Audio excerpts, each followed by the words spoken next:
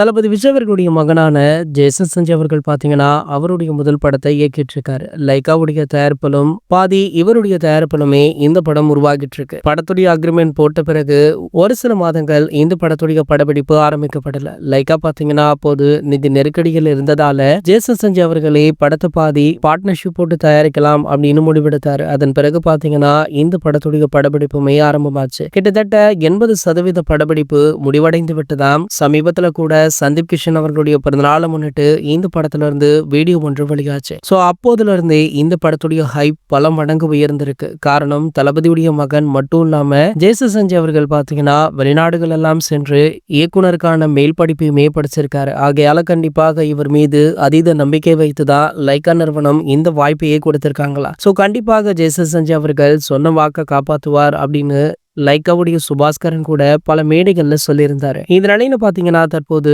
Jason Sanjay அவர்களை பற்றிய ஒரு வதந்தி சமூக வலைத்தளங்கள்ல பரவலாக பேசப்பட்டு வருது. அதாவது ஜேசன் சஞ்சய் அவர்களுக்கும் நடிகை கீர்த்தி ஷெட்டிக்குமே திருமணம் நடைபெற போவதாக ஒரு தகவல் சமூக வலைத்தளங்கள்ல வைரலா போயிட்டு இருக்கு. ஆகையால தற்போது இது உண்மைதானா அப்படின்னு பல கேள்விகள் சமூக வலைத்தளங்கள்ல எழ தொடங்கியிருக்கு. இந்த நிலையில பாத்தீங்கன்னா ஜேசன் சஞ்சய் தரப்புல இருந்தே இதற்கு நேரடியாக மறுப்புமே தெரிவிக்கப்பட்டிருக்கா. ஆகையால இந்த தகவல் வதந்தி அப்படின்னு சொல்லப்படுது.